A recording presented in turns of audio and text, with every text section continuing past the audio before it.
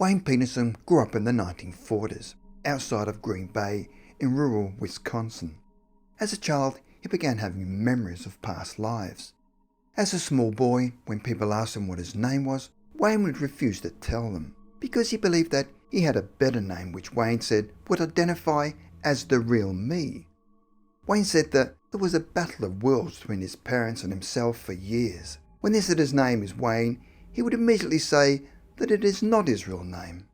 His mother would often say to him, "Well, what is your real name then?" But Wayne could never remember what his real name was, but he knew he had another name. When he was 12 years old, he decided that his real name was Foscari. Wayne said this was not a name that he plucked from thin air, but the name Foscari had been floating around in his head as a word. Later, he would add Francesco, as it sounded right, and would grow up to have an attachment to the name. When Wayne was a teenager, he decided that when he became an adult, he would officially change his name to Francesco Foscari. What was unusual was that Italian names did not exist in his small community in Wisconsin, and it was the sort of name he'd never heard of or written about anywhere. So why was he so attracted to this Italian name? At this stage, Wayne had no inkling that the name Francesco Foscari would be related to a past life incarnation, because unlike many of the recollections that people recalled of their past lives, Wayne grew up having no such memories of a previous life. Nevertheless, Wayne moved on with his life and joined the US diplomatic service, which involved travelling. On one particular occasion, he had to visit Venice, and it was in this city that he started to experience déjà vu, a strong feeling that he'd been there before. Wayne had never taken art lessons in his life, yet in adulthood he found that he had a natural gift for painting, and was especially skillful at depicting the architecture of classic buildings, but for some reason only wanted to paint scenes of Venice. While his friends were admiring his artwork, they would ask him why he only painted Venetian landscapes, and Wayne could not explain why he had this strong urge to paint only Venice. The following is a representation of Venice by Wayne, which he painted in the 1980s, which he had finished before he realised that he was Francesco Foscari in a past life. The image is of the Doge or Chancellor's Palace, where Foscari lived for a period of time. In 1990, many years after his childhood attraction to the Italian name Foscari, Wayne received an unusual telepathic communication from a spirit being who called himself Maitreya, who asked him if he would like to see his past life in Venice. Suddenly, he saw mental images from a past incarnation as if he was watching a movie.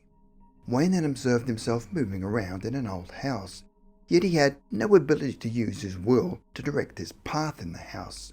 It was as if he was on a journey through his past life and distinctly saw the interior of a house that he'd lived in. All of a sudden, he came to the realization that he was the man who owned the house, and started perceiving the emotions that the man was feeling, which at that moment was sadness and a feeling that he would not be alive at the end of that day.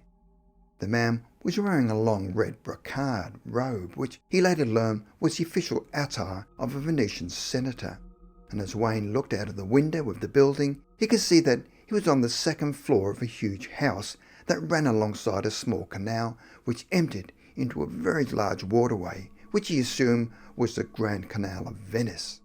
He then moved along a hallway and looked out of a window which overlooked the rear of his property. He could see a wall that separated his house from a small street, which was connected to a wide arched bridge that crossed over to a small canal.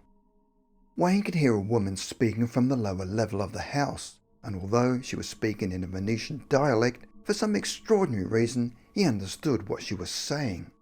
Yet Wayne only spoke English. He'd never learnt any other language, so how could he suddenly understand what she was saying? After this strange experience, he realised that he was living a past lifetime in Venice, in his house that was built alongside the Grand Canal, and immediately tried to get as much information as he could on Venice by purchasing books which focused on the buildings that ran alongside the Grand Canal. After searching through many books, he finally came upon what he believed was the building that he'd seen in his dream state. It was situated near a small canal that opened onto the Grand Canal, and featured a wide arched bridge at the rear.